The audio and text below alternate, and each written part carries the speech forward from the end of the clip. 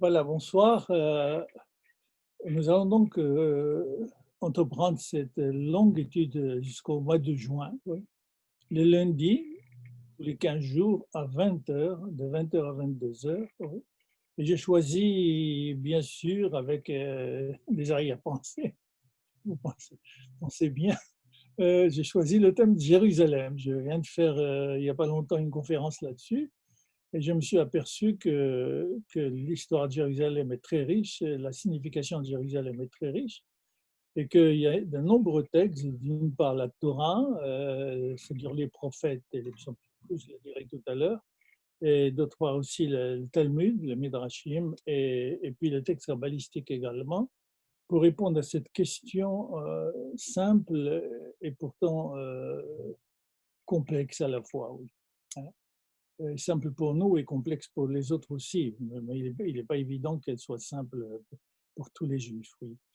La question est la suivante. Hein.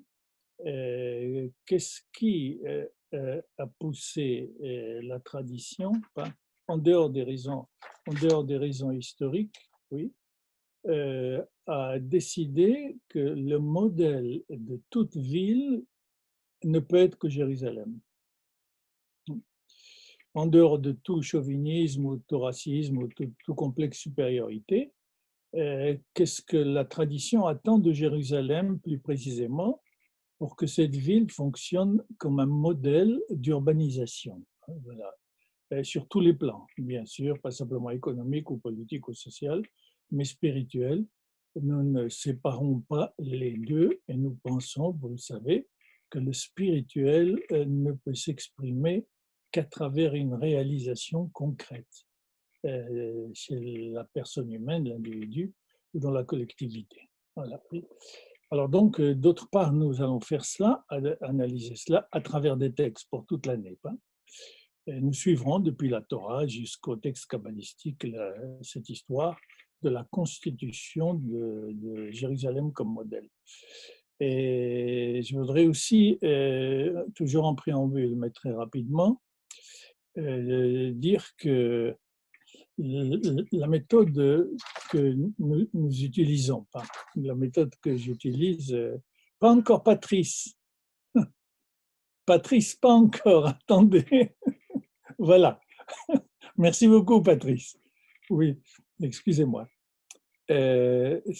L'idée qui n'est pas très souvent comprise et encore moins pratiquée dans l'étude et dans la conduite ou dans la pensée principalement, l'idée que le judaïsme, l'identité juive, hein, ce qu'on appelle l'identité juive, a été construite et maintenue grâce au Midrash. Hein. Et le Midrash n'est pas simplement un mode d'interprétation de la Bible, mais une anthropologie, une conception de l'homme.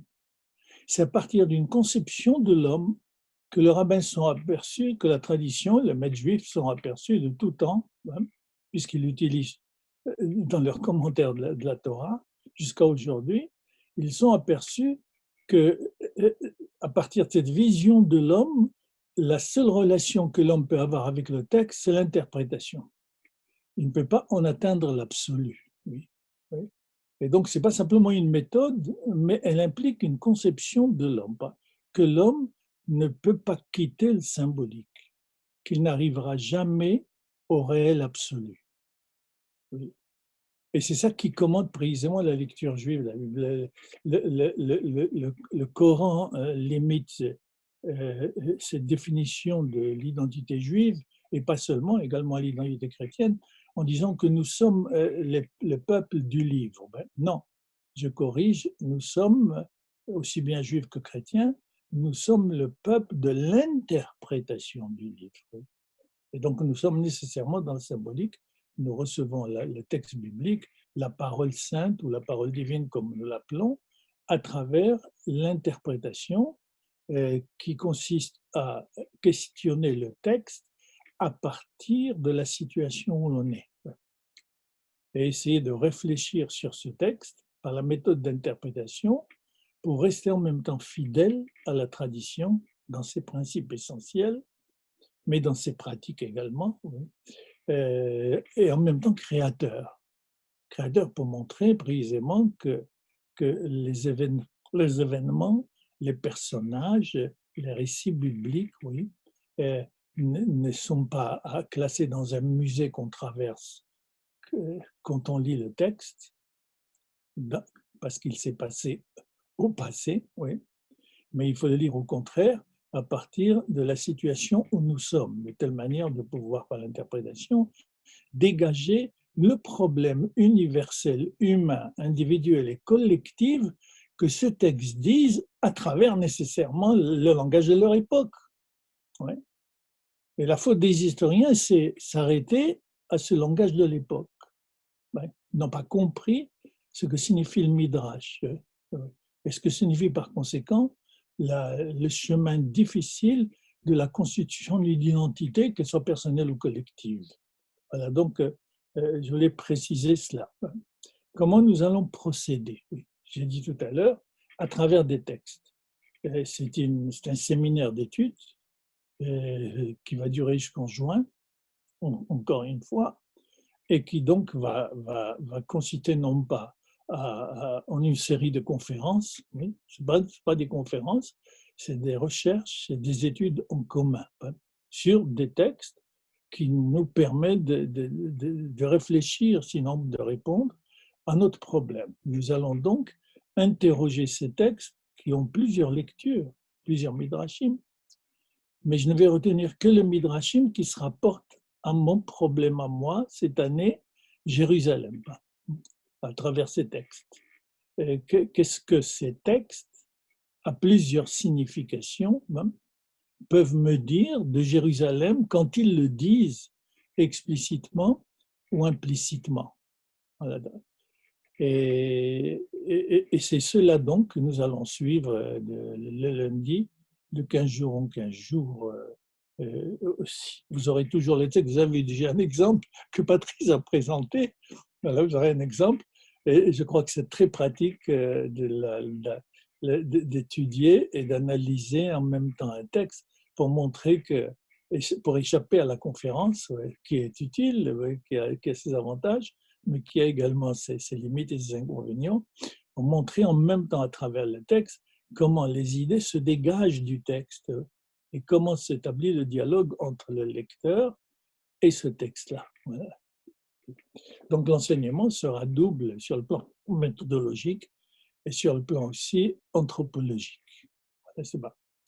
Alors, je voudrais, dans un premier temps, donc nous prenons notre temps, nous avons plusieurs mois, je voudrais, dans un premier temps, dans l'introduction, vous dire comment aussi les textes bibliques, mais dès le commencement, je vais vous le montrer, dès le commencement, sont construits à partir de cette idée, oui, que la terre d'Israël est promise au peuple hébreu, puis au peuple juif, mais elle a été promise surtout au peuple hébreu, le peuple juif l'a réalisé, et puis il a échoué par 2 fois. Mais comment donc cette terre d'Israël a été consacrée, comme on dit, est réservée au peuple hébreu et plus tard au peuple juif. Oui. Mais ce qui est important aussi, c'est de voir que c'est, en répondant à cette question, voir que ce pays qu'on appelle la terre de Canaan ou la terre d'Israël ou la terre promise, oui, et en même temps tourne implicitement, on va le montrer, autour de cette idée de la conception de la ville. Oui. Au début, on ne dit pas Jérusalem. Bon, il y a un texte qu'on étudiera pour la première fois dans la Torah, dans Bereshit, qui va parler indirectement, on verra, par le Midrash, de Jérusalem. Mais avant cela et après cela, vous montrez que quand la Torah est en train de parler de la constitution des empires et des différentes villes, comme par exemple Babylone, mais pas la seule, oui, elle est en train en même temps de juger cette urbanisation en référence à ce qu'elle attend de Jérusalem. Parce qu'on ne peut pas juger sans référence. Ouais. C'est à partir de sur quoi tu te bases pour juger ici positivement ou négativement. Tout jugement repose sur un principe. Alors donc, nous allons dans un premier paragraphe, mais rapidement, réfléchir sur la notion de ville. Ouais. Et nous allons voir que la Torah va critiquer cette urbanisation et rappeler surtout, de temps en temps, l'avantage, mais elle rappelle surtout les échecs de cette ville et les risques que nous courons quand universel bien sûr, quand nous décidons d'urbaniser, de nous constituer en citoyens, en citadins d'abord, ensuite en citoyens également, comme la ville. Mais je vais faire une première remarque, que le nom de la ville en hébreu, et pas simplement en hébreu, est Erir. Et ce nom est toujours au féminin, il n'y a pas d'exception. Problème, pourquoi le nom de ville est au féminin? Erir, oui. Je voudrais vous donner les références dans Esther, chapitre 8, verset 15, oui. Une fois que Aman a disparu, une fois que les Juifs se sont défendus, une fois que la paix et la joie sont revenus à Suse, à la communauté juive, qu'Aman voulait faire disparaître, oui, et qui, au contraire, grâce à Esther a été sauvée, Mardoché également, bien sûr, oui. Le texte dit Ve'ahir Shoshan, et la ville de Suse, Ve'ahir Shoshan, Tsahalla Ve'sameha. La terminaison Kamatzhe à la fin signifie en général le féminin. Donc, Tsahalla, c'est un féminin, autrement dit, la ville de Suse criait, elle jubilait, Tsahalla. Vesameha, oui, c'est la simcha, la joie, elle se réjouissait. Oui, oui. Et le verbe, le terme de rire, vient d'un verbe ayin, vav, resh, qui veut dire s'éveiller, c'est-à-dire ouvrir les yeux. Rester éveillé en hébreu, on se dit ouvrir les yeux. Oui. Est-ce que cela signifie que la ville, c'est un avantage? Oui. La ville tient éveillé grâce à quoi? Mais grâce au fait d'être avec les autres, grâce à son administration, oui.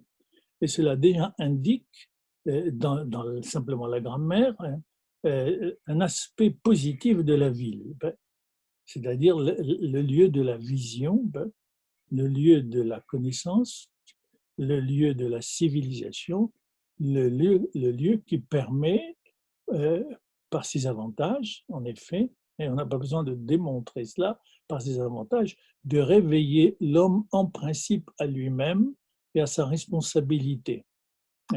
Mais la Torah va montrer que cela a été toujours raté. Mais c'est déjà un avantage, oui, pour cela, oui. Et, par exemple, pour montrer qu'il y a un rapport entre Ir, la ville, au féminin, et puis Aïn Vavresh, s'éveiller, oui, c'est dans le Cantique des Cantiques 5.2, chapitre 5, verset 2.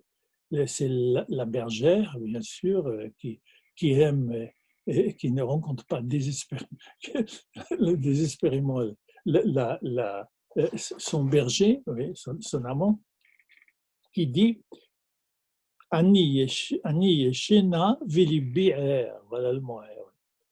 Moi, je suis endormi, yeshena, vilibi, mais mon cœur est éveillé. Bien sûr, bon, elle décrit comment se passe pour elle l'amour, comme il se passe pour tout le monde, même quand on dort, on y réfléchit, on rêve. Oui. Dans la Torah, oui, ce terme signifie d'abord, dans l'histoire, maintenant je passe à l'histoire et pas simplement à l'analyse étymologique, dans l'histoire, rire est exactement, oui, à l'origine, un lieu gardé. C'est pas une ville nécessairement, d'ailleurs. C'est, quand on lit les textes là-dessus, donc un lieu gardé contre une catastrophe, hein, et qui a besoin de se protéger donc contre la catastrophe, c'est l'agriculteur. Oui. L'agriculteur qui construit sa cabane, qui construit c'est lieu où il peut se protéger, oui. C'est un gîte, si vous voulez, oui. Et les bergers également, le berger aussi, oui. Un gîte, oui. Et c'est le premier sens de Genèse 4, 17, oui, où on lit Vaïhi Bonéir, que Caïn a construit, il est devenu constructeur de Ir. Oui. Mais ça ne veut pas dire que c'est une ville. C'est une ville sur le sens historique, dans le temps où le texte est donné, où le temps que le texte vise. Vaïhi Bonéir, il a construit Caïn, parce qu'il était agriculteur, ben, il a construit un gîte pour lui. Oui, oui. Et déjà implicitement, il y a une critique là-dessus de la ville. Comment cette ville-là, dont on vient de parler, comment elle peut être fondée par un assassin? Puisque c'est Caïn qui l'a. Et de même, une autre référence, vous voyez, je m'excuse de vous présenter tant de références, je vous ai dit à l'avance, ce n'est pas une conférence, c'est des analyses de textes et des références qui précisent. C'est pourquoi c'est ça l'avantage du séminaire, oui, c'est parce qu'on apprend des idées, et lorsqu'on nous questionne sur ces idées, d'où tu les tiens, on peut dire la référence. Pas dire, il y a un verset qui le dit, oui, ou il y a un verset qu'on peut interpréter de cette manière-là. La conférence, c'est l'idée générale, mais elles ne sont pas fondées sur des textes véritablement. Si bien qu'on sort de la conférence avec la conscience de cette idée, bon, la mémoire de cette idée, mais on ne sait pas la référer, oui. Et ça reste des idées générales, oui. Voilà. Et généreuses d'ailleurs. Par exemple, dans Isaïe chapitre 1, 8, un très joli chapitre d'Isaïe, oui, que nous lisons d'ailleurs dans les semaines qui précèdent Tisha B'Av, ouais, et Isaïe qui dit la catastrophe qui s'abat sur Jérusalem, dès le premier chapitre, et dont il écrit Venotera bat Sion, avec toutes les catastrophes qui arriveront sur Jérusalem. En résumé, Venotera bat Sion est la fille de Sion. Nous verrons que c'est l'un des noms de Jérusalem. Et la fille de Sion, Notera, restera bat Sion, qui sous Bekarem, comme une cabane dans une vigne, Kimluna Bemiksha, comme un abri dans un champ de concombres, Keir Netsura vala la ville. Ça peut pas être, dans le contexte, ça ne peut pas être la ville. On parle de cabane, on parle d'abri, et donc il faut traduire non pas comme une ville sans ses gardes, mais au contraire comme un gîte, oui, un gîte sur ses gardes. Donc, comme je disais tout à l'heure, ce gîte, il est fait pour protéger des catastrophes. Voilà, donc là, le texte, le contexte ou le pshat, comme dirait Rashi, ne veut pas dire ici la ville, mais veut dire une cabane, tout simplement. Et de même, en latin aussi, la villa, comme en français, la ville est au féminin.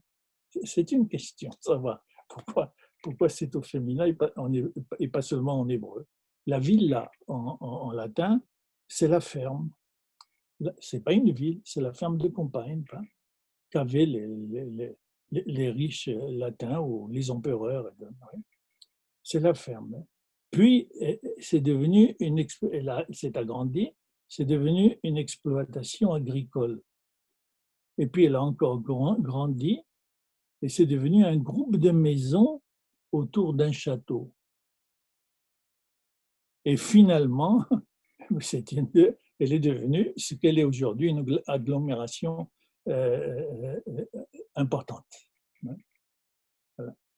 Nous allons donc, à partir de ces informations rapides, nous allons parcourir l'histoire de la ville en général dans la Torah pour arriver à cette ville spéciale, unique, appelée Jérusalem. nous allons découvrir les dangers et les risques courus par la ville en général, auxquels répond l'attente d'Israël et l'espérance d'une Jérusalem, c'est-à-dire d'une cité idéale qui est modèle de toute cité. Et pourquoi Jérusalem est placée comme une cité idéale et le modèle de toute cité dans la conviction juive comme dans la conviction chrétienne aussi. L'essentiel du christianisme s'est passé à Jérusalem, il ne s'est pas passé ailleurs. Voilà. Alors, j'entre maintenant dans mon sujet, oui. On va parcourir donc ce que dit la Torah jusqu'au moment où elle va parler encore une fois directement ou indirectement de Jérusalem. On va parcourir les textes, oui, qui nous disent surtout les inconvénients des villes. C'est pour montrer qu'il y a un échec des nations dans leur pays.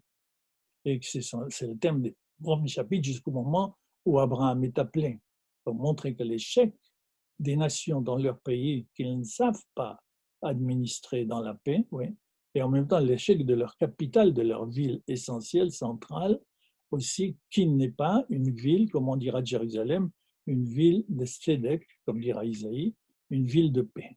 Voilà.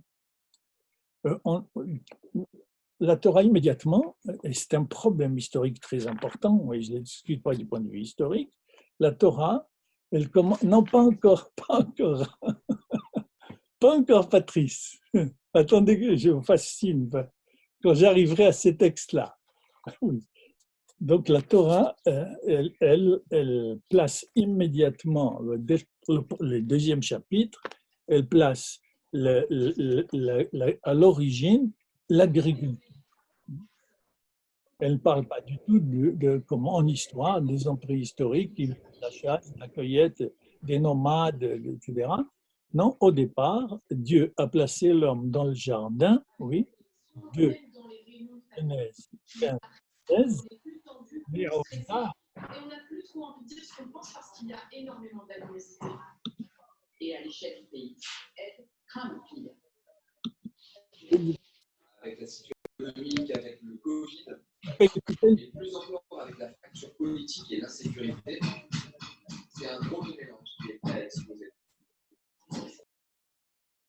Voilà. Donc, chapitre 2, versets 8-9, Dieu place l'homme dans le jardin de l'Éden et il le dit explicitement, Le'ovdah ou le Shomra, pour y travailler, l'agriculture, et pour le protéger. Oui. Ouais. Et il lui dit aussi, vous le savez, mais encore une fois, j'interroge ces versets ou ces textes à partir de mon problème de la ville. Il lui dit, mais de tout arbre du jardin, tu dois manger. Donc pour la Torah, au commencement était l'agriculture. À l'origine, l'homme était agriculteur.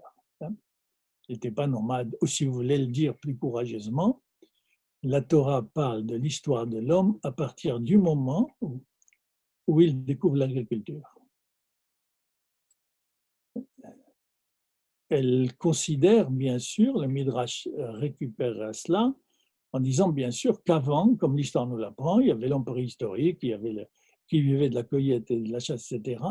Mais à ce niveau-là, pour la Torah, l'entrée dans l'humain authentique ne se fait que quand l'homme se confronte au sol, au travail agraire, oui, qui va permettre de constituer la ville précisément. Oui.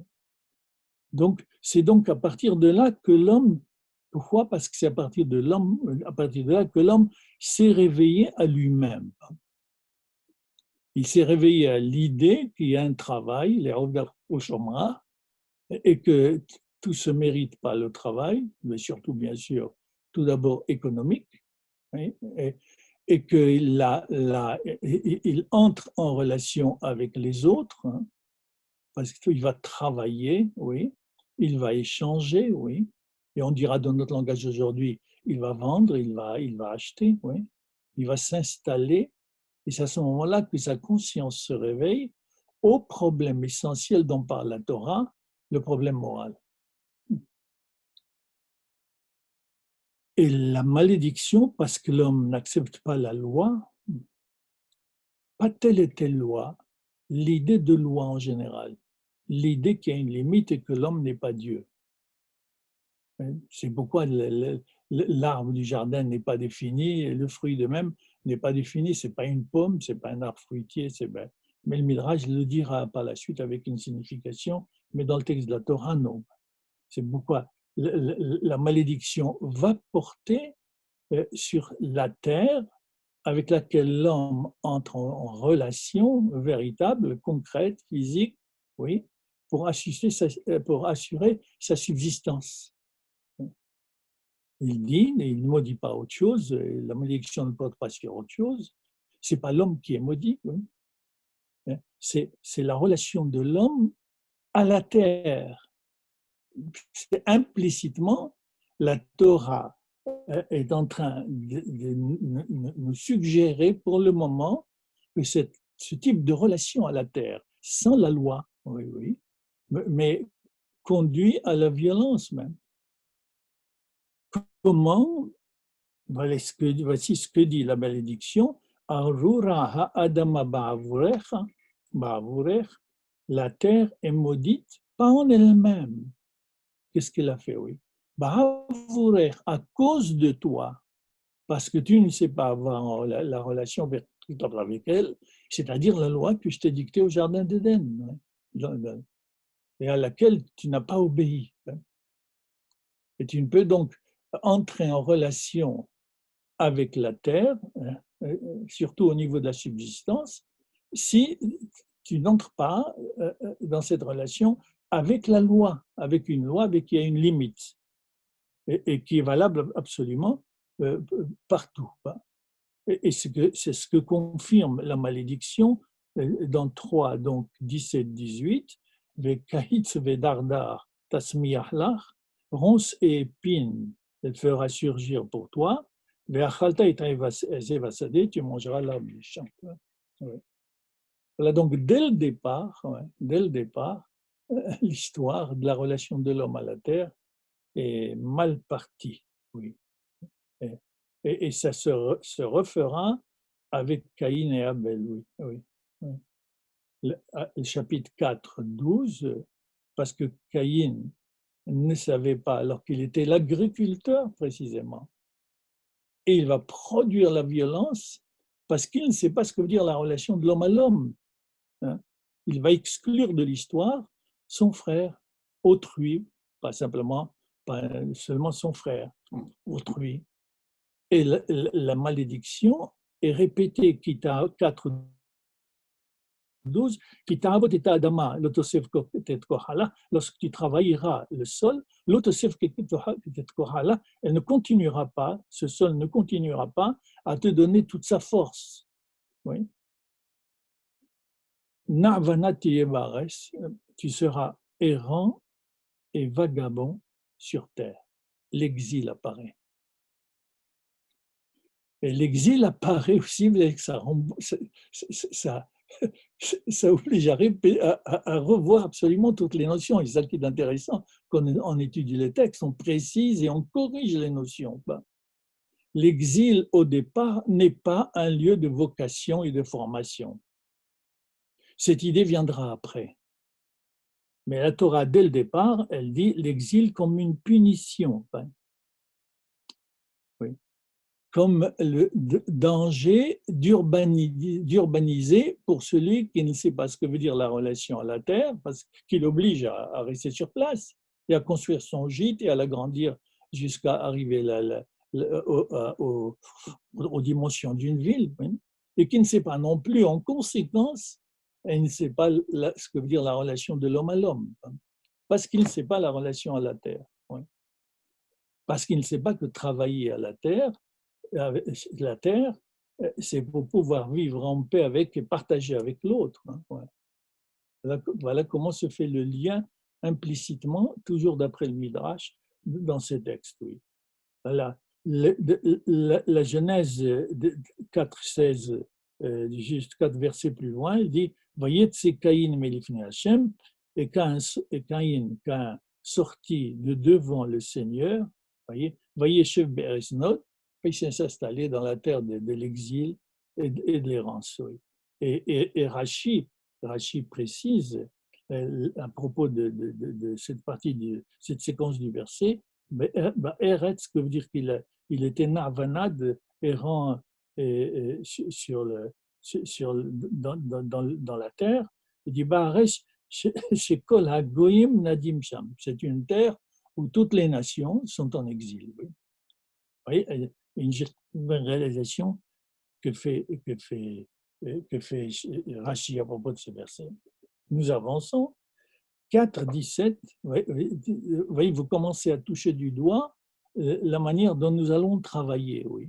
Nous lisons le texte à partir de notre question. Qu'est-ce qui fait que Jérusalem va devenir idéal? Mais parce que d'abord, il faut comprendre pourquoi toutes les autres cités et tous les autres empires ont échoué. Mais la Torah est en train de le dire à sa manière, directement ou indirectement, explicitement ou implicitement. Oui. Le 4, 17, Vaïda Caïn et Ishto, Caïn a connu sa femme, Vatahar Vatel et Hanor, elle conçut, l'enfanta, elle donna naissance ou enfanta Hanor. Vaïbonéir, voilà ce que j'ai dit tout à l'heure, il fut constructeur de villes. Vaïkrashemaïr, Keshem Beno Hanor, il a appelé le nom de cette ville, oui, du nom de son fils Hanor, qui s'appelait Hanor. On en a parlé avec Étienne Naudet à propos de la conférence il n'y a pas longtemps. Donc, l'urbanisation, soit elle conduit à la violence, soit elle a pour objet, et pour objet unique, l'éducation. Et le Midrash dit que Hanor veut dire éduquer. Mais cela va échouer.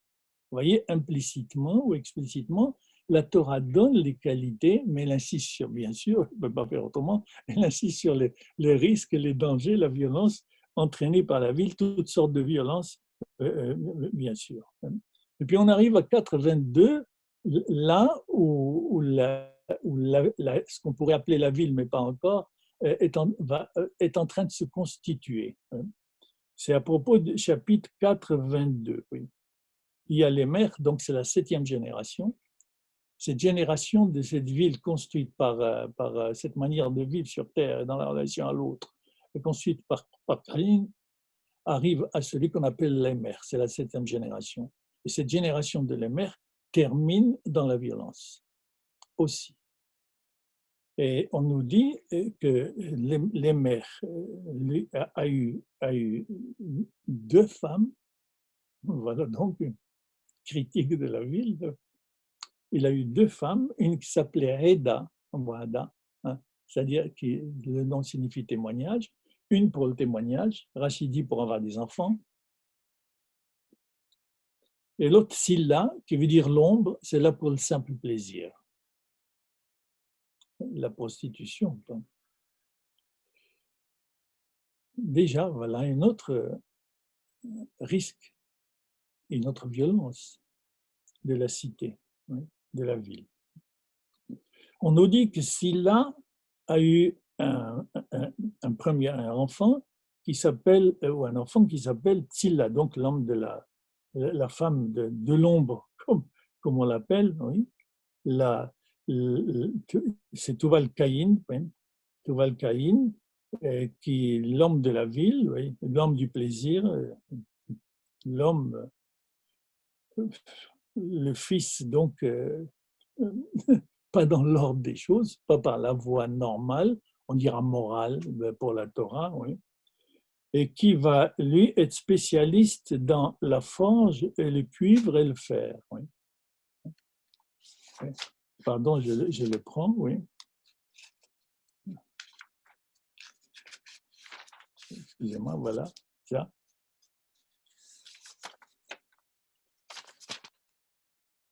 La Tuval Caïn, Lotesh Kol Horesh Nehoshet ou Barzel.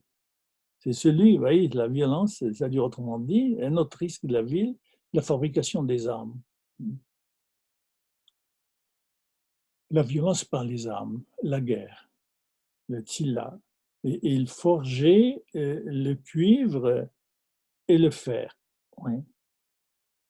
Tandis que Ada, la femme du témoignage, oui, elle a eu un enfant qui s'appelle Yaval, l'autre s'appelait Yuval. Hein. Ici, le Yaval, Waya Avi Yoshev Oel Omikne, c'est-à-dire a été le père, le patron, l'origine donc de celui qui est berger, oui, qui est berger, oui. Et un enfant encore,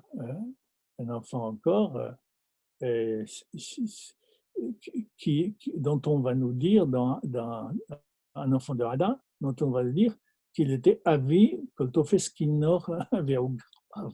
Il était le patron de la harpe, de ceux qui jouent de la harpe et de la flûte. Oui. Donc ici, on apprend, premièrement, la séparation entre la sexualité et la maternité. La sexualité est la procréation. Il y a une voie normale, la Torah le précisera plus tard à travers des lois, bien sûr, vous les sauvez, les interdits sexuels. Il y a une voie normale, hein, morale, qui lie la sexualité à la maternité. Donc avec un père et une mère, oui. Ça ne veut pas dire que lorsque on ne peut plus avoir d'enfants, on cesse la relation sexuelle. Non, pas. Mais l'accomplissement de la sexualité, c'est la maternité, c'est la procréation, c'est-à-dire finalement la constitution de la famille. Oui. Oui. Rashi, à propos de ces versets, écrit Yaval. Yaval. Il dit c'est le premier berger, je le traduis, c'est le premier berger des déserts qui habite sous les tentes, oui, un mois ici, un mois là. Hein, oui.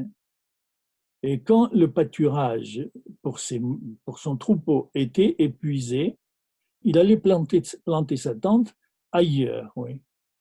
Donc là, Rachi ajoute une nuance importante qui essaie de montrer qu'au-delà de la première manière de présenter l'exil comme une punition, il peut être un moyen d'accomplissement de l'homme. L'homme est en exil, c'est celui qui choisit d'être en exil permanent. Oui. L'exil pour lui n'est pas un châtiment, on pourra dire, c'est une vocation, d'après l'interprétation de Rashi. Oui. Quant à Tuval Caïn, voici ce que Rashi écrit, il améliorait l'art de Caïn, bon, le fer, le cuivre. Hein. Il améliorait l'art de Caïn. Pourquoi? Parce qu'il joue sur Tuval, Patavlin, qui veut dire épicé. Et Rashi, vous voyez, la méthode du Midrash, il dit que Tuval Caïn épicait les armes de son père ou qu'il fabriquait. Oui. Il perfectionnait l'art des métaux en confectionnant des armes pour les meurtres, pour la guerre, pour la violence. Oui. Nous avons ici, d'après Rashi, cette suggestion que finalement, la ville, ce ne sera pas Jérusalem. Donc, je rappelle, c'est par rapport à Jérusalem qu'on interroge ces textes-là. Vous le voyez, je ne choisis que ces midrashim-là. Oui. Il dit donc, on apprend qu'à partir de cette violence et de la lecture de Rashi, que la ville se constitue sur la peur de l'homme, puisqu'il faut les armes. Si on a la paix, il n'y a pas à avoir peur de l'homme. On peut sortir à 2h du matin avec lui, il n'y a aucun problème. Mais si tu construis des armes, c'est pour te défendre. Et pourquoi tu construis les armes pour te défendre? C'est parce que tu as peur pour l'homme. Et la ville n'a pas cet avantage-là de rassembler les hommes, mais bien sûr, mais elle a ce risque violent de d'être fondée sur la peur de l'homme. Et vous savez, c'est devenu un principe philosophique au XVIIIe siècle avec les philosophes du droit qui disent qu'au départ, comment fonder une ville, comment fonder une morale, comment fonder un lien social, donc la ville, comment fonder un lien social, oui, quand on sait que le principe, la réalité véritable, constitutive de l'être humain, c'est la peur de l'homme. L'homme a peur de l'homme. Alors, ils ont élaboré, c'est déjà formidable, l'origine de la laïcité, oui. On va élaborer cette idée de contrat social. Oui. Tu vois, puisque tu as peur de moi et j'ai peur de toi, oui, même si tu es armé et je suis armé, mais si tu me fais du mal, je ne vais pas réagir par le mal, je ne vais pas faire justice moi-même, sinon le lien social devient impossible. On va se remettre les deux, si tu veux bien, à travers un contrat, explicite ou implicite, à quelqu'un qui s'appellera le prince, qui s'appellera le gouvernant, qui s'appellera le roi, qui s'appellera le ministre, oui, à quelqu'un auquel nous nous référons les deux pour pouvoir nous plaindre si l'un de nous laisse l'autre. Ouais. Et on sait comme ça la violence. Et tu dis, formidable, ça c'est ce qu'on appelle la laïcité, oui. Mais ce qui est gênant ici dans la Torah, et d'après la lecture de Rashi, c'est que la ville se constitue à partir de la peur de l'homme. Alors que nous verrons tous les adjectifs et toutes les descriptions que les prophètes font de Jérusalem pour montrer que la cité de David, dans l'idéal, ça n'a pas toujours réussi. Dans l'idéal, le rassemblement se fait par la responsabilité et l'amour de l'autre. Ouais. Tu aimeras ton prochain comme toi-même. Donc, jugement négatif sur la ville. La peur, la panique et l'obligation de se défendre. Oui. Jugement négatif de la ville consacré à la construction, à la fabrication des armes. La violence conduit à la catastrophe qui va être symbolisée par le déluge. Une société comme cela, une ville comme cela, et donc un pays comme cela, ne peut pas prétendre continuer l'histoire. Il fait échouer la destinée humaine, nous dirons le langage religieux, il fait échouer le projet divin, oui, qui est un fondement essentiel moral, éthique, avec les principes de la morale et de l'éthique, dont le principe fondamental qui est la responsabilité à l'égard de l'autre. Oui. Les descendants, donc le déluge qui va détruire toute une manière symbolique de dire précisément que cette manière de construire un pays ou une ville, cette manière de vivre avec l'autre est impossible. Elle ne peut pas, l'histoire ne peut pas se perpétuer à travers cela, elle ne peut aboutir qu'à l'enfer, à la violence et à la négation de l'autre par la parole ou par les armes. Alors on commence. Noé va quitter son arche, son bateau avec sa famille, et les descendants de Noé vont s'installer et urbaniser et construire des empires. Voilà une autre critique de la ville. Elle va construire des empires, oui, comme dans le chapitre 11, verset 1-9, les peuples proviennent de grandes migrations, de grands rassemblements se forment, ils trouvent une vallée et puis ils décident de s'installer et ils parviennent à un haut degré de civilisation. Ils veulent renforcer leur union. Ils veulent vraiment vivre ensemble. Oui. Mais ils veulent vivre ensemble, c'est ce qu'on apprend de la tour de Babel après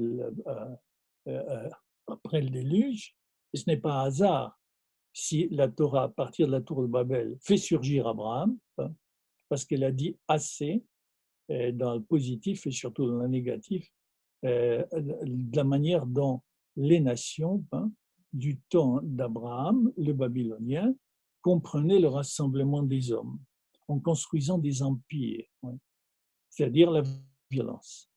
Les empires, les pays qui ont des rapports de violence et des rapports d'hégémonie et d'occupation des territoires, et finalement de désir d'urbaniser et d'occuper tous les territoires au-delà de leur propre pays et soumettre les autres à leur culture eux.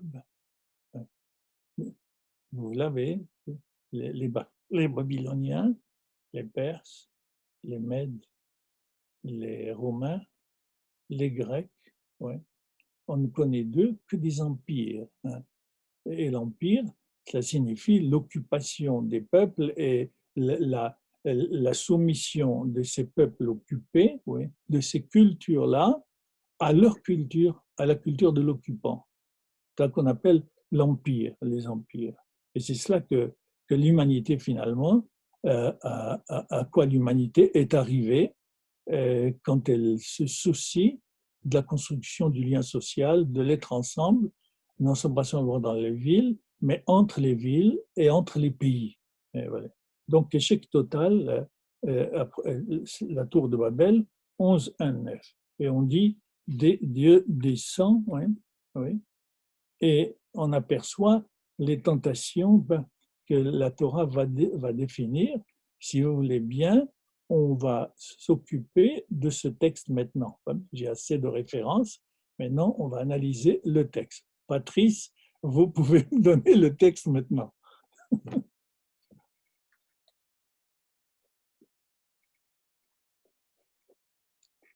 Voilà. Donc, c'est Bereshit, Genèse, chapitre 11. Oui. J'interroge le texte à partir de mon problème. Je sais que ce texte, bon, il a autant de compréhension que d'interprétation des maîtres depuis 2000 ans, ou même plus. Oui. Et nous allons simplement l'interroger par rapport à notre question, celle de la ville. Qu'est-ce que la Torah pense de la ville? Voilà comment il va exprimer l'échec des empires. Le texte, bien sûr, n'a de sens que si on comprend de quoi il s'agit, quel est son contexte. Et son contexte, c'est la civilisation babylonienne, qui est prise comme exemple de l'empire, d'un empire, ce qui correspondait à l'histoire. Oui. Voilà ce qu'on nous dit. Bon, l'humanité était arrivée à s'unir. C'est l'empire. Oui. On soumet tout le monde à la même langue, à la même manière de manger, de parler, de s'habiller, de se marier. Vous voyez que la ils sont arrivés à s'unir, oui. Mais cette union ne va pas plaire à la Torah. Alors, vous voyez, je vais vite là, bon, en venant de l'Est, oui. Ils ont trouvé une vallée, il s'agit de celle le Tigre et l'Euphrate. Be'er Shinar, on pense que c'est la terre de Sumer, qui est à l'origine de la Babylonie, oui, la terre de Sumer.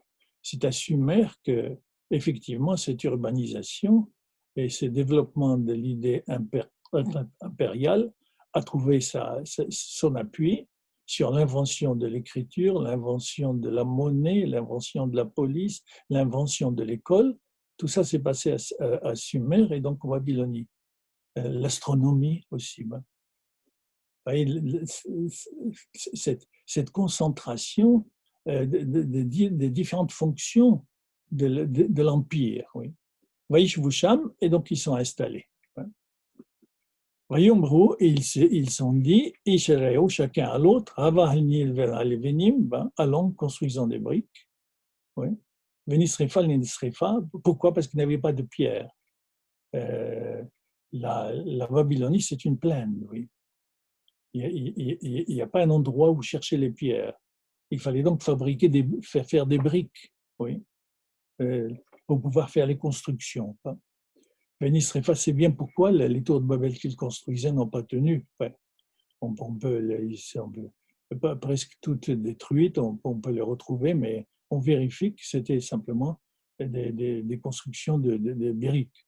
Mais les srefa, bien sûr, pour faire la brique, il fallait allumer le feu et les brûler, oui. Vatei lahem la levena, et la levena, oui, la brique, oui, leur servit de ciment, leur servit de pierre, finalement, oui. Oui, oui.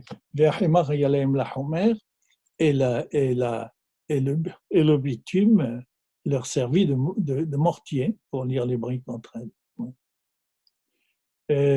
J'ai au prix de voir ici, mais ça c'est une interprétation de moi. C'est moi qui vous dis cette interprétation, oui, simplement. Oui. Qui n'est pas exactement une interprétation, vous allez voir, oui. Regardez, écoutez la machine en train de travailler, marquée dans les lettres. Vous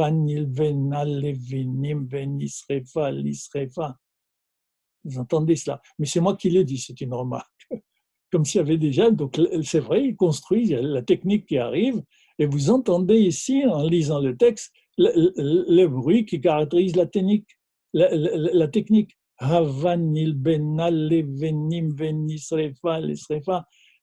je pense que ça a été fait exprès, je crois, mais je retire cela, simplement une remarque que je voulais faire en passant. Ouais. Donc, ils veulent construire la ville, oui. Yomer Rava Nivne la Noaïr, allons, oui. Vous voyez, le Midrash dit qui dit Hava, oui, pour montrer le type de civilisation et d'être ensemble, du vivre ensemble de l'Empire, Hava, oui, qui dit Hava, disent certains Midrashim, c'est le chien qui dit Hav Hav. C'est-à-dire que ce n'est pas une véritable, un fondement social qui respecte la personnalité de chacun. Là, les hommes devenaient des numéros, pas. Ils devenaient des objets. Et c'est comme ça que la tour de Babel a été construite. C'est comme ça qu'on considérait donc les citadins, les hommes, pas. On n'est pas loin de la société, de la civilisation actuelle. Voyons, ils ont dit, allons, on va construire pour nous une ville. Vous voyez, ce qu'on disait tout à l'heure, la critique déjà dont on a parlé, Nivne Lanoir, c'est le Lanou sur lequel le Midrash insiste. Nivne Lanou, nous allons construire pour nous une ville. Mais la ville ne se construit pas simplement pour nous, elle se construit pour un projet qui nous dépasse. Elle se construit pour une vision du monde, une vision de l'homme qui nous dépasse et que nous ne pouvons pas construire sans la ville. Parce que nous allons construire ensemble et vivre ensemble, il faut que nous ayons des lois ensemble. Il faut que nous ayons un lien social fondé sur des lois justes, paisibles, de sécurité, de partage, d'amour, etc. Oui. Donc, ce n'est pas pour nous qui construisons le désir de gloire. Ben oui, c'est cohérent avec ceux qui ont construit les empires. Désir de gloire, ils allaient jusqu'à se diviniser. Les empereurs étaient des dieux. Ils venaient là, nous, à nous, pour nous pas. Ou Myrdal et une tour, Verosho Bashamaim, une tour dont la tête, dans le sommet, arrive au ciel. Ils voulaient même conquérir le ciel. Ils n'étaient pas capables, mais bien sûr, mais tout cela est symbolique. Oui. Ils n'étaient pas capables d'aller au ciel. Avec quoi, comment ils pouvaient aller au ciel? Même aujourd'hui, à peine, si on peut s'arrêter à la Lune, mais si on est en train on cherche à aller dans Mars. Oui. Mais simplement pour dire implicitement, oui, qu'ils ont, je parlais tout à l'heure de l'astronomie, hein, ils voulaient maîtriser le ciel. Et c'est vrai que les Babyloniens étaient des astronomes. C'est eux qui ont fondé l'astronomie. Oui. Si bien que dans la Gemara, quand on parle des Kasdim, les Chaldéens des Kasdim, on ne désigne pas dans la Gemara les habitants de la Chaldée. Mais des astronomes, le mot kasdim en Daragmara veut dire astronome, parce que à l'origine, l'astronomie avait pour patron, pour créateur, pour fondateur, les Babyloniens, oui. Donc, et ces tours leur servaient en même temps, non seulement à observer le ciel, et ils avaient observé sur la tour 100 mètres au maximum. En général, ça variait entre 50 et 100 mètres. Simplement, ils ont pu observer sept planètes. Combien nous avons ajouté avec notre matériel aujourd'hui à ces 7? Oui. D'où précisément l'origine des 7 jours de la semaine. Donc là, et chaque jour représentait une planète. Ouais, on le sait. Ouais. Donc la tour qui est dans la tête, dans le sommet, arrive au ciel pour observer le ciel. Et en même temps, la tour était terminée par une plateforme. On pouvait y monter par un escalier direct, comme dans le rêve de Jacob plus tard. Il y a un escalier direct de bas en haut, planté au ciel, sur terre et arrivant au ciel. Et en même temps aussi, des couloirs mais qui montaient au fur et à mesure qu'on ne tournait pas. Il venait là, noyer au Migdal. Le Midrash dit qu'Abraham, paraît-il, a participé à la construction de cette tour. Et puis, un jour, il a vu que celui qui était devant lui et qui portait le panier de briques, ou de bitume, peu importe, ici, était tombé devant lui. Abraham a posé son panier à son tour, et puis il s'est mis à s'occuper de celui qui venait de chuter, écrasé par le poids de son panier. Et Nimrod était là, qui interrogeait: qu'est-ce que tu fais? Il dit: je m'occupe de l'autre. Il me dit: qu'est-ce que c'est cela? Et puis il a condamné Abraham, on dit même qu'il l'a jeté dans la fournaise.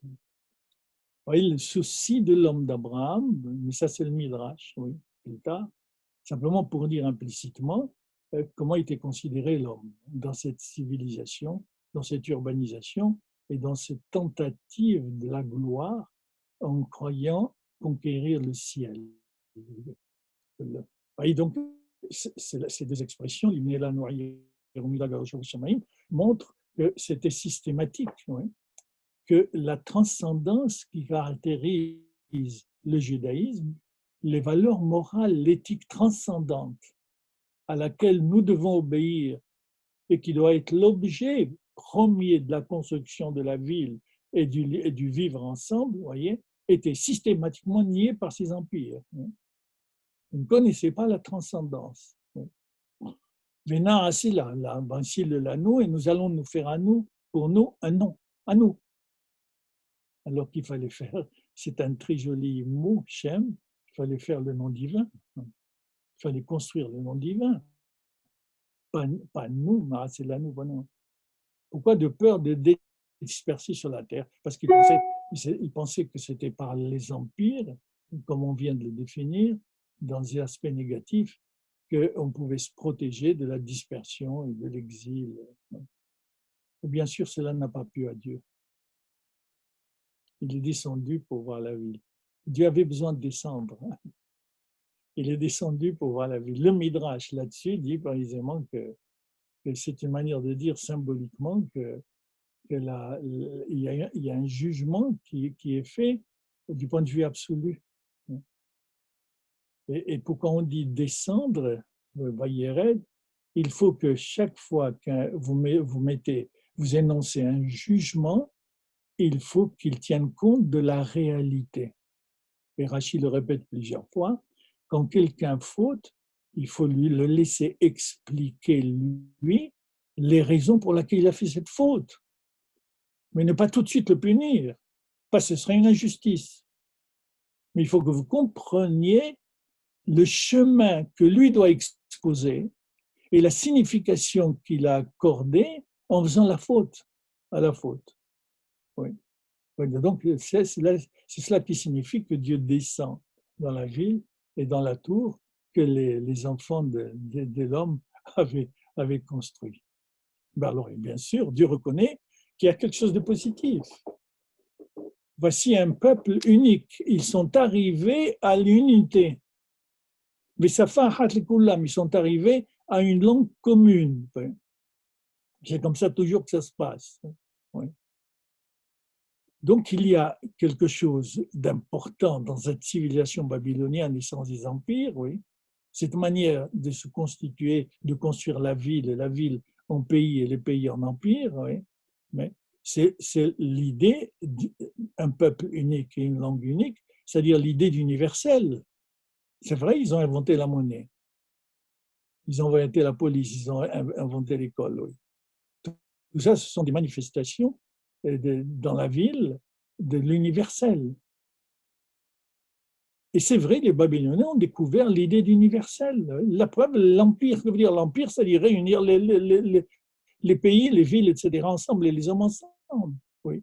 Mais quel est le critère, cette universalité? C'est ça que Dieu n'aime pas. Et c'est cela le commencement de l'arasot, de leurs frères. Comme on dit dans le kiddush de vendredi soir, oui, si Dieu a terminé le ciel et la terre, il s'est reposé par été, bon, le 7e jour, et ainsi de suite. Et puis, Asher bara Elohim la'asot, de tout son travail qu'il avait fait, oui, et que Dieu a créé, Asher bara Elohim, que Dieu a créé, la'asot pour faire.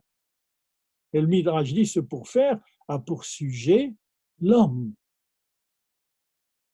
L'homme qui doit parfaire le travail de Dieu. C'est pourquoi Dieu s'est arrêté, parce qu'il ne veut pas se montrer tyran, violent, en faisant tout à la place de l'homme. Il veut la communication et la collaboration avec l'homme. Et la violence, c'est précisément ne pas tolérer que l'autre collabore à sa manière à l'œuvre commune. Et c'est ce qui se passe dans la constitution des empires, c'est-à-dire l'universalité. C'est ce type de ville, oui, cette ville et cette tour, et la signification que leur donnaient les Babyloniens, ou les empires en général, est positif dans le sens où ils manifestent l'universel, le désir d'être ensemble, le désir de rassembler. Mais en même temps, Ahilam, le Midrash dit, veut dire commencer, mais veut dire profaner également. Comme on dit Hol, les jours de la semaine, par rapport à Shabbat qui est le jour de la sainteté. Donc ils ont profané, ils ont mal compris le faire que je leur ai demandé d'assumer après leur avoir confié à leur tour le monde, après leur avoir confié mon œuvre. Oui. Ils l'ont profané, ils l'ont pas compris, oui. Et maintenant, est-ce que du point de vue de l'absolu, du point de vue de la morale, du point de vue de la justice, du point de vue de la raison, enfin n'importe quel point de vue qu'on choisit pour fonder le jugement, est-ce qu'il ne faut pas les arrêter de construire tout ce qu'ils pensent construire et la manière dont ils comprennent ce narasot, l'unité de l'homme, l'universalité qui sacrifie la personnalité? Eh bien, on va les disperser. Et ce n'est pas du tout une punition. Ce n'est pas un châtiment, au contraire. Oui. C'est une. Patrice, s'il vous plaît, vous montez un peu le texte. Juste, oui. Ce n'est pas une punition, c'est une chance nouvelle donnée aux hommes, puisque nous sommes d'accord avec l'idée d'universel. Oui. Mais une chance nouvelle donnée aux hommes, on va les disperser de telle manière qu'ils ne se comprennent pas les uns les autres et qu'ils doivent comprendre et assumer le devoir, la possibilité d'abord, ensuite le devoir, oui, l'obligation de s'unir en se respectant.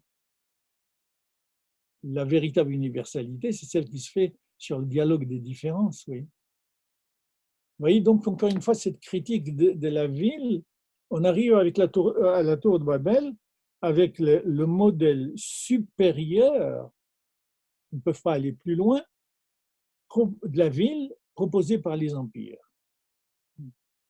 Et puis ça continue jusqu'à aujourd'hui, de ce qu'on appelle tous les fascismes, tous les stalinismes, tous les, sais-je moi, euh, euh, toutes les idéologies. Et aujourd'hui aussi, la manière dont on comprend très souvent la laïcité, oui. Et c'est dans ce sens-là que nous lisons et nous interprétons le texte. Qu'est-ce qu'il nous dit aujourd'hui? Mais il nous dit aujourd'hui d'ouvrir les yeux sur ceux qui veulent unir et qui veulent absolument. Et ce qui se passe, qu'on le veuille ou pas, c'est ce qui se passe. Tout le monde va avoir la même musique, danser de la même manière, et aussi, finalement, arriver à avoir une seule langue. Cela est vrai aussi. S'habiller de la même manière, oui. Et donc la communication n'est pas un enrichissement, elle est une imitation, elle est une banalisation des choses. Oui. Et ce modèle-là, oui, qui fait pour continuer à parler comme la Torah ici, oui, oui, c'est devant ces hommes qui luttent pour leur propre gloire, oui, pour le développement de leur puissance. Et donc nécessairement contre Dieu, contre le projet divin, contre l'éthique, contre la morale, ici. Cette puissance, finalement aussi, comme une forteresse, Migdal, forteresse défensive, ce déploiement de force, ce pouvoir, oui, à ce pouvoir, Dieu s'oppose. C'est-à-dire le juif et plus tard le chrétien doivent s'opposer.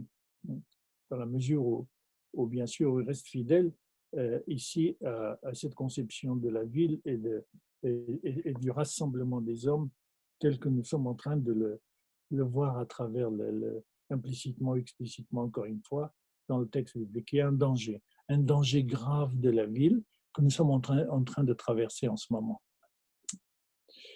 On dit, voilà, je ne vais pas aller plus loin, mais bien sûr, c'est cela qui nous intéresse également.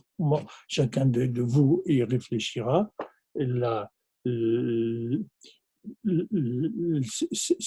Cette idée de communautarisme, l'idée de communauté, encore une communauté peut gêner une république dans la mesure où la communauté n'a de sens que si elle commence d'abord par obéir aux lois de la République. Et si la communauté, quelle qu'elle soit, obéit aux lois de la République, on n'a rien à lui dire.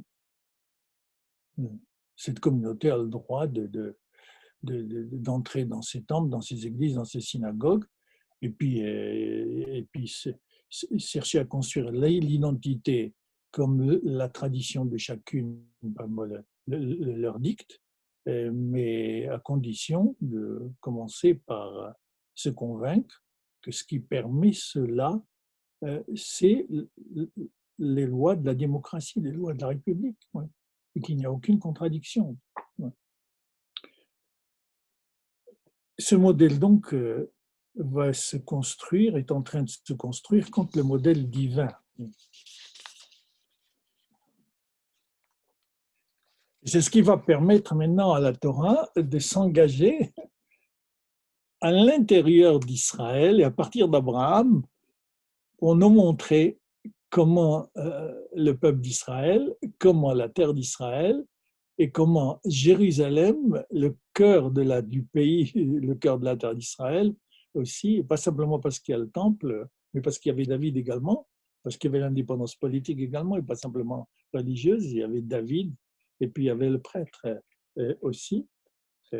Comment cette ville va être présentée, mais aussi, on verra avec les prophètes, à travers ces échecs, les échecs lamentables, des échecs lamentables des Hébreux et des Juifs dans la capitale Jérusalem et donc dans leur pays, oui. Ouais. Jérusalem, elle est mentionnée, j'ai dit dans une conférence, j'avais commencé par là, parce que tout ce que je viens de dire, c'est pour notre séminaire, mais j'avais commencé par là, donc je m'excuse pour ceux qui ont suivi de voir que je répète cela, mais beaucoup d'autres n'ont pas suivi, il faut le leur dire. Oui. Jérusalem, donc, elle est mentionnée près de 2000 fois dans les trois parties de la Torah. Dans le Tanakh, la Torah, Nevi'im et Ketuvim, trois sections. Et elle porte plusieurs noms. Jérusalem, Sion, ville de David, ville de sainteté, La montagne de Moria, on l'analysera aussi. Ariel, etc. Oui, oui. Nous analyserons ces titres au fur et à mesure qu'ils paraissent dans les textes que nous étudierons, les textes, comme j'ai dit, bibliques, talmudiques et kabbalistiques. Mais dans le Pentateuque, nous le trouvons seulement 2 fois. Et encore une fois explicitement et d'autres fois plus ou moins implicitement. Ouais.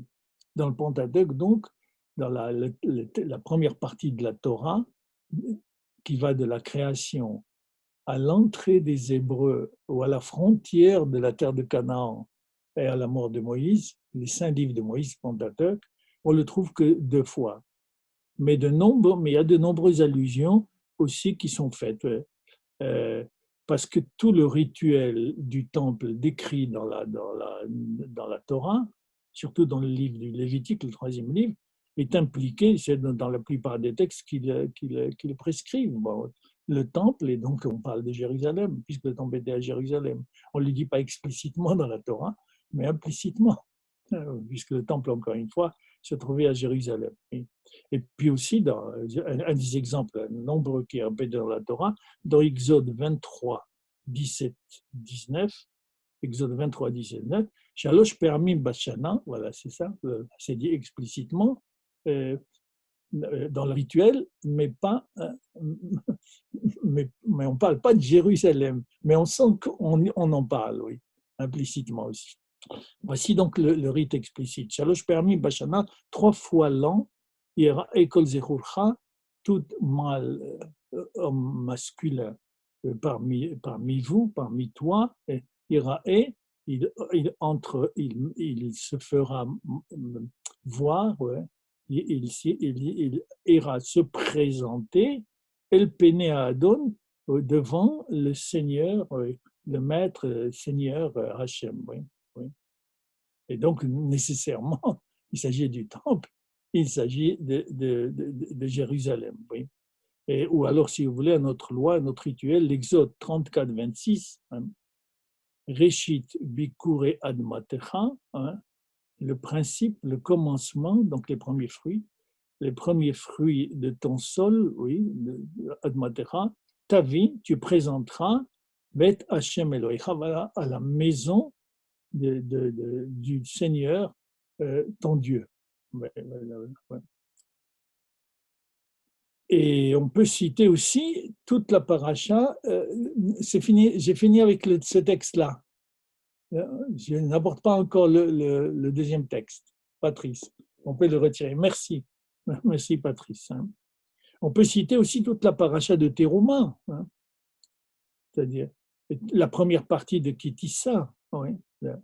Et puis surtout, les parachiotes de Vayakhel Pekoudé. Comment refuser, nier qu'il parle implicitement de Jérusalem, puisqu'il s'agit du culte du temple. Mais ce n'est pas dit. L'idée de Jérusalem, encore une fois, n'est pas là dans le sens où les prophètes le diront plus tard, et surtout la tradition rabbinique le construira, oui.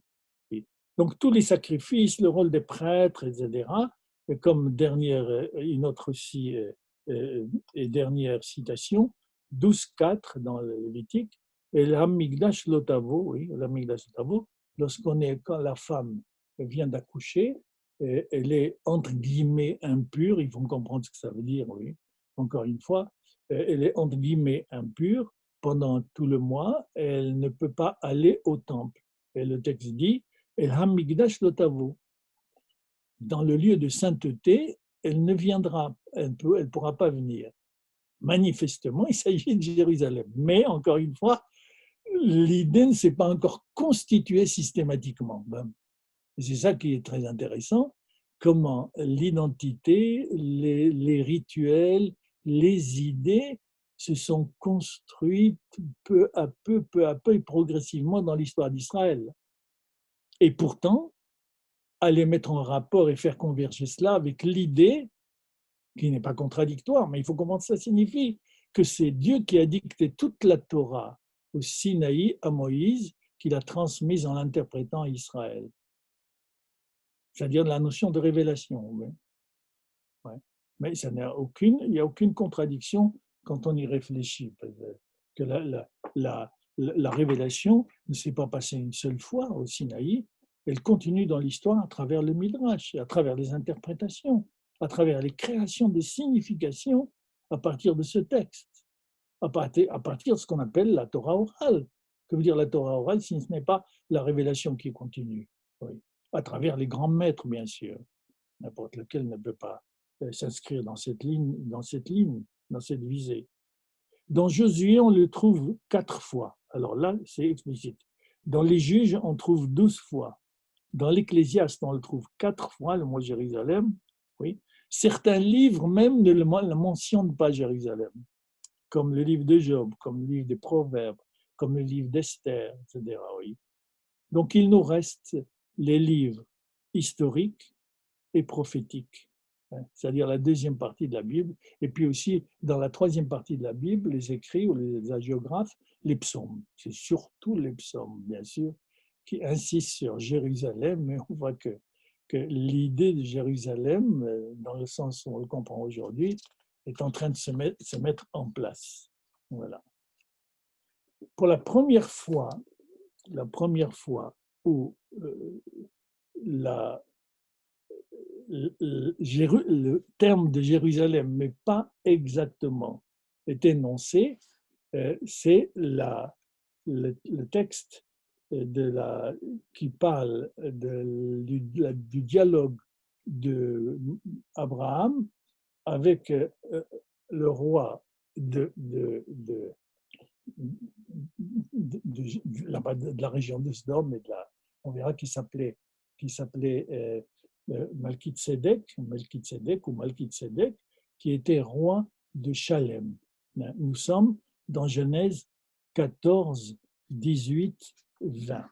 Alors, c'est un texte très, très, très, très important. Oui. Il vient d'avoir, s'il est à la suite de ce qu'on appelle la guerre des 4 rois qui étaient venus faire la guerre aux 5 rois qui occupaient donc ce qu'on appelle la terre de Canaan, oui. Et Abraham a participé à cette guerre parce qu'il a appris que son neveu Lot avait été pris en otage. Et il est allé donc le sauver, et puis bien sûr, il l'a sauvé, l'a ramené à lui. Voilà. Et à la suite de cette guerre, voilà, Abraham revient de cette guerre, et puis il va rencontrer 2 rois, le roi précisément de ce village qu'on appelle Chalem, voilà. Chalem, et il rencontre également le roi de Sdom. Il a 2 rapports différents avec eux. Oui.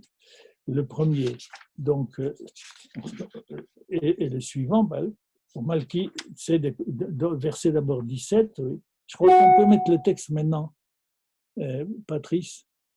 On peut mettre, je ne sais pas si c'est le. Non, ce n'est pas le texte. Non, je le lis, ce n'est pas ce texte-là. Je le lis, oui. Voyez, Tsemeler Sedom Likrato, à la fin de la guerre, le roi de Sdom est sorti. Voilà, oui, merci beaucoup. Montez un peu le texte. Voilà. Voyez, c'est le chapitre 14, oui. 14, ça va de 18 à 20. Oui. Voyez, Tsemeler Sedom Likrato, donc à la fin de la guerre, Abraham est revenu avec Lot, et le roi de Sdom est sorti à sa rencontre. Oui. Mais à côté de la mer, après la guerre qu'il a menée contre Gedor Laomer, Ve'etam Melachim Asherito, et les autres rois, les 3 autres rois qui étaient avec Gedor Laomer, parce qu'ils formaient une alliance, et ils voulaient occuper la terre de Canaan, oui, parce qu'ils venaient de l'extérieur. Voilà. Et puis tout d'un coup, il y a une rupture dans le texte. Ça pose beaucoup de problèmes aux historiens, oui. Et pour nous aussi. Le roi de Sdom sort pour le rencontrer, et regardez, sauter au verset 21, c'est là que est la suite de ce verset-là. Yomer Meler Sdom el Avram, et le roi de Sdom a dit à Avram, Tenli an nefesh, tu reviens de la guerre, donne-moi les prisonniers, les êtres, les âmes, Oui, tu as fait des prisonniers dans les mois. Quand ton butin, tu peux le garder. Tout ce que tu as comme or, argent, etc. Et Abraham, de manière magnifique, lui montre pourquoi il a fait la guerre. Et donc une mutation totale par rapport à ce qu'on vient de dire. Ouais. Voyez, Vayomer Abraham, parce que Sdom est une ville à Amora. Il s'agit des 5 villes qui formaient la Pentapole, comme on l'appelle, Sdom, Amora, Adma, Seboyim, Tsoar.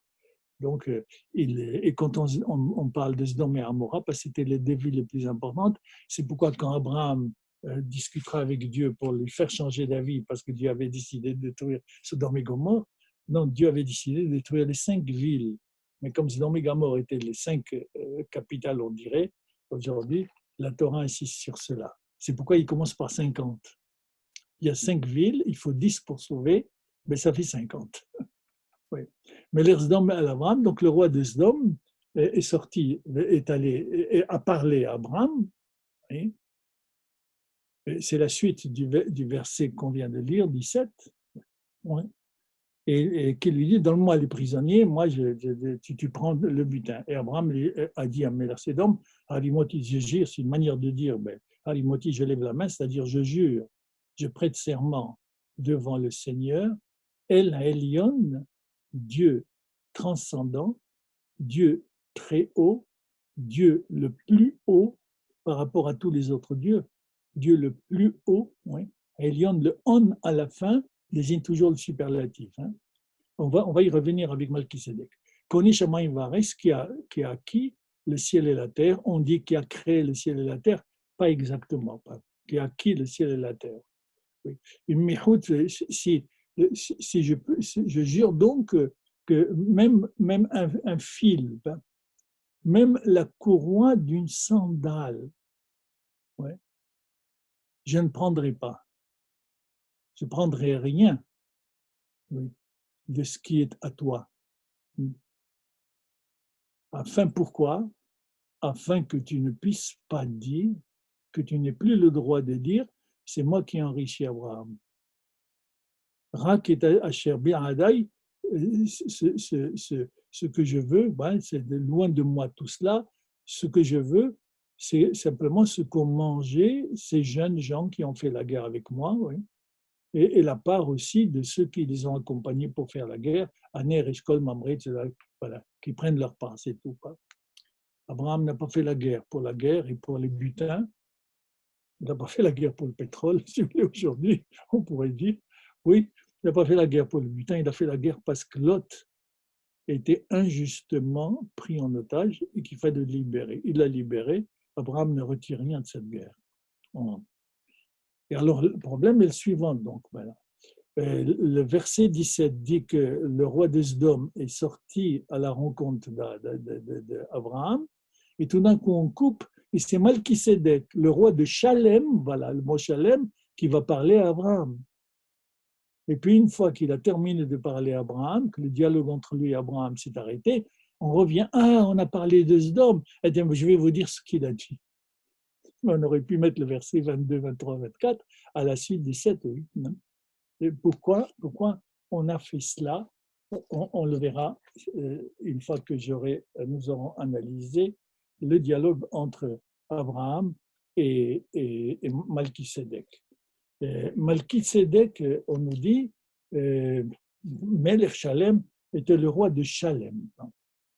Le roi de Shalem, on pense qu'il s'agit de Jérusalem. Et comment on le confirme, ou comment on le justifie d'une certaine manière, c'est que Malkisédek est le roi de Shalem, mais on trouve dans Josué, chapitre 10, verset 13, un autre roi qui s'appelle Adoni-Tsédek, et dont on dit qu'il était roi de Jérusalem explicitement. Oui. Et donc, la convergence entre les deux rois, Malkisédek et Otziédek, Malkisédek et Adoni-Tsédek dans Josué, on pense que Shalem, c'est Jérusalem. Mais ça ne suffit pas pour le confirmer, oui. la présence des nombres communs permet d'identifier Shalem à Yerushalayim, mais c'est ce que fait explicitement le psaume, le Midrash n'invente rien, oui. Le psaume 76, 2, 3 le confirme.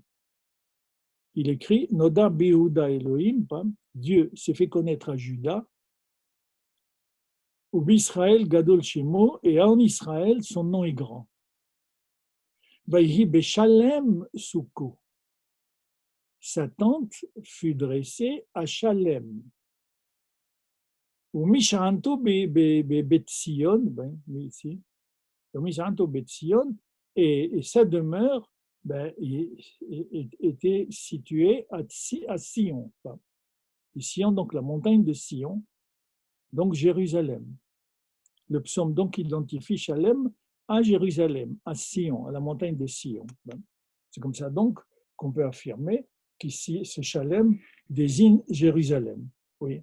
Mais Shalem, revenant en arrière, oui, bien sûr, Shalem, ce n'est pas encore la Jérusalem que nous cherchons, nous l'atteindrons dans plusieurs mois avec les prophètes et les autres textes, oui, bien sûr.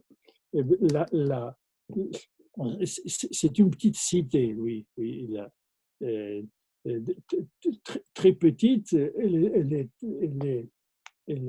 était capitale, puisqu'il y avait un roi qui la dirigeait, elle était capitale, mais c'était, et on peut dire, c'était, comme diraient les archéologues aujourd'hui, même le terme de cité ne peut pas lui être appliqué, d'après les historiens, c'était un bourg, c'était un ensemble de maisons, bien sûr, plus ou moins nombreuses, bien sûr, et qui formaient une cité, une petite ville, oui.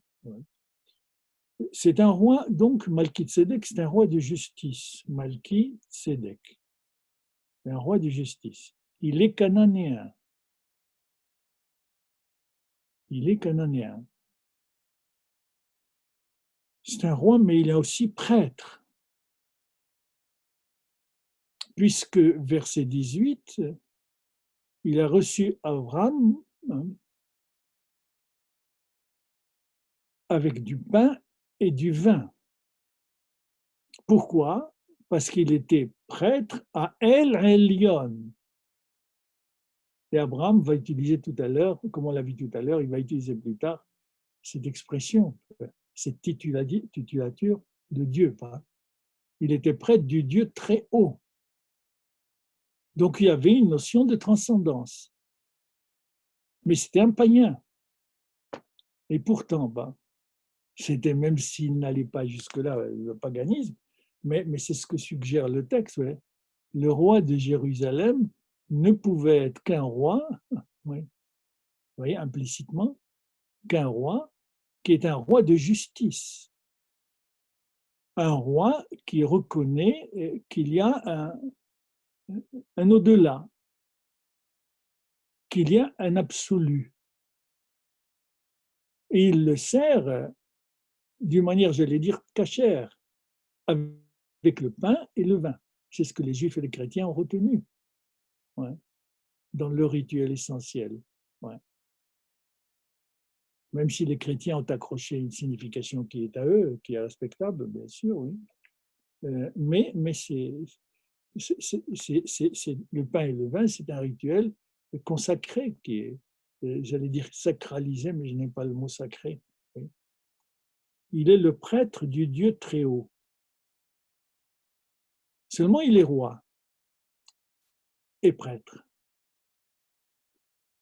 Donc, dans ce temps-là, les rois, c'est vrai, c'était valable pour tout le Proche-Orient et le Moyen-Orient, le roi, et pas simplement chez lui, plus tard chez les Romains, chez les Grecs, le roi était en même temps prêtre. Le problème, on dirait dans notre langage aujourd'hui, le pouvoir politique se confondait avec le pouvoir religieux, ce qui était un danger. C'est là la différence qu'il va avoir avec Abraham et avec plus tard la tradition d'Israël. On le verra sur les textes, où le politique était occupé par David et puis les autres rois qui sont descendus de lui, et la prêtrise était occupée par le prêtre dans son temple. Et le temple n'est pas le palais n'est pas le temple, vous savez. Le roi ne pouvait pas être prêtre, et le prêtre ne pouvait pas être roi. Donc, la séparation des pouvoirs, comme on dit aujourd'hui, était bien assurée dans la société hébraïque, d'après nos textes, mais la conviction aussi, au-delà de cette séparation, que le peuple d'Israël, comme n'importe quel peuple, ne pouvait pas être aussi orienté, ne pouvait pas être administré, ne pouvait pas être géré, en dehors de ce dialogue continu entre l'économique, le politique et le spirituel. On verra en détail dans les textes, le politique ne se fonde pas sur lui-même, mais ce n'est pas le religieux qui le dirige. Oui. Et le religieux lui-même, bien sûr, est d'une certaine manière tronqué parce que ce qu'il dit et ce qu'il apprend n'a de sens que s'il se réalise. Et il ne peut se réaliser que par les voies politiques. Mais là, non. Les deux pouvoirs sont confondus. Il présente à Abraham la paix et le vin et le bénit. Voyez? Vayomar, verset 19, il l'a béni et il a dit Baruch Avram El Elyon, béni Avram au Dieu très très haut, créateur du ciel et la terre. Acquisiteur littéralement du ciel et la terre. Parce qu'il les a créés, bien sûr, et seulement c'est celui qui a créé qui peut avoir le pouvoir sur ce qu'il a créé. Donc il le bénit. Et beaucoup plus, Abraham va suivre ce rituel, et même le rituel juif plus tard, Baruch el Elyon, donc béni le Dieu très haut qui a celui qui a livré tes amis, tes ennemis entre les mains, Vaïtenlo Maaser Mikol, et d'après les commentateurs, mais tous ne sont pas d'accord là-dessus, mais la majorité dit qu'il s'agit d'Abraham. C'est Abraham qui a donné la dîme de tout ce qu'il possédait à Malchisédek. Oui.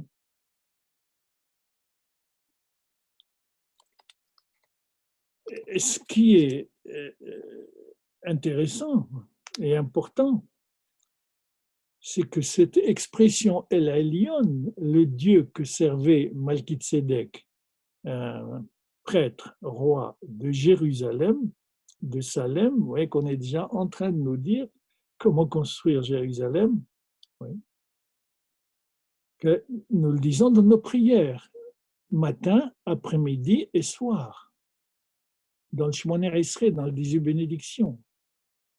On dit Baruch Ata Hashem, c'est la première bénédiction qui se rapporte à Abraham, pas par hasard, et on dit la Gadol Gibor Ve'anora, le Dieu grand, puissant et redoutable, El Elyon, voilà la même, Dieu transcendant, Dieu au-delà de tout.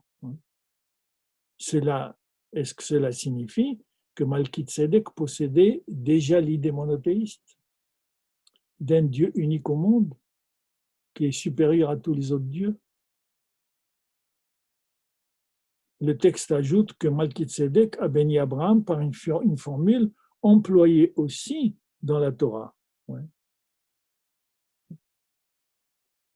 Puisqu'il le bénit en disant « Bénis Abraham au Dieu très haut qui a créé ou qui a conquis, qui a acquis le ciel et la terre, qui possède littéralement, qui possède le ciel et la terre parce que c'est lui qui les a fait, qui les a créés. » Oui. Et Rashi ici, oui, nous demande de traduire « connaît Shamaim Vaares » comme « Aosé Shamaim Vaares », celui qui fait le ciel et la terre. Comme c'est lui qui les a faits, c'est à lui que ça appartient. C'est sur cela que se fonde l'idée qu'il n'y a pas de pouvoir absolu du tout pas dans le judaïsme. Il n'y a pas de pouvoir absolu. Tout pouvoir doit donner des comptes. On a presque une identité totale, on peut le conclure, entre la relation d'Israël à Dieu et celle de Malchisédek. Donc, attitude positive d'une ville enfin qui est en train de se construire dans la visée du projet divin. d'une reconnaissance d'une transcendance, une attitude tolérante. Abraham donne la dîme à Malki-Tzedek. Une tolérance à l'égard et une acceptation, un partage avec un roi cananéen. Voyez qu'on est en train de nous parler de Jérusalem. Le texte semble dire que la ville de Jérusalem ne peut connaître qu'une seule idée de Dieu et un seul culte, le Dieu transcendant. On verra les variations que vont faire les prophètes sur cette appellation, sur cette titulature. On peut dire donc que le roi de Jérusalem connaissait, avait l'idée de transcendance caractéristique de la ville de Shalem, c'est-à-dire de Jérusalem. Et c'est cela qui est juste. C'est cela qui fait que Malki-Tzedek est Malki-Tzedek. Pourquoi on l'appelait le roi de justice? Parce que c'était un roi de justice. Mais qu'est-ce que la justice? Eh bien, on est en train de la définir. Oui. Reconnaître qu'il est juste, donc que le paganisme est une injustice. Et on peut comprendre pourquoi. Et pourtant, ils avaient une morale. On ne peut pas dire que la morale était seulement chez les Juifs. Le païen avait sa morale, quelle qu'elle soit. Oui. Mais cette justice doit être définie comme ici Malki-Tzedek, comme la Torah, à travers le Midrash, est en train de le dire, il est juste, c'est cohérent avec l'être humain, oui. Et étant donné ce qu'est l'être humain à l'image de Dieu, oui, oui, il ne peut pas construire son identité, c'est cela le témoignage que doit donner Jérusalem, hein, il ne peut pas construire son identité individuelle et collective sans un appel à la transcendance, sans un au-delà. Sinon, s'il n'y a pas d'au-delà, rappelez-vous la tour de Babel, on va construire tout pour nous et ça ne peut être que sur la violence. La violence de pays à pays, de l'homme à l'homme, ou la violence faite à l'homme pour se soumettre à la manière unique à laquelle on l'oblige dans sa conduite, dans sa pensée, dans sa parole et dans ses mœurs et coutumes. C'est cela qui est juste. L'idolâtrie, et on ne ferme pas la porte à ceux qui, comme Malki-Tzedek, visent cette justice. Et comme Malki-Tzedek n'est pas hébreu, on dira n'est pas juif non plus, mais c'est pas plus forte raison, comme Malki-Tzedek n'est pas hébreu, on comprend aussi qu'un non-juif, Malki-Tzedek, qu'un non-hébreu, peut être ouvert ou doit être ouvert à la notion de transcendance des valeurs morales. C'est ce qu'on appellera dans la tradition juive les justes des nations. On n'a pas besoin d'être juif pour être juste. Il reste que le juif, l'hébreu, le juif, va témoigner de ses justices selon sa propre culture et il ne veut pas qu'elle disparaisse. Mais il sait qu'en dehors de sa culture, il y a des non-juifs, des non-hébreux, Malki-Tzedek, oui, il y a des non-hébreux qui sont ouverts aussi à l'éthique, à la transcendance des valeurs morales, à leur manière. C'est cela, grâce au Midrash, encore une fois, c'est cela le message important de ce texte. Et si on a introduit une rupture, comme j'ai dit tout à l'heure, entre le premier verset et le verset 22, 21, 22, 23, 24, c'est vraiment pour montrer ici le sens de ce qu'on appellera, entre guillemets, ce qu'on appellera le monothéisme d'Abraham, la relation au El Elyon, au transcendant, qu'il reprend à son compte, El Elyon, puis ce n'est pas lui le premier qui l'a prononcé, qui l'a articulé.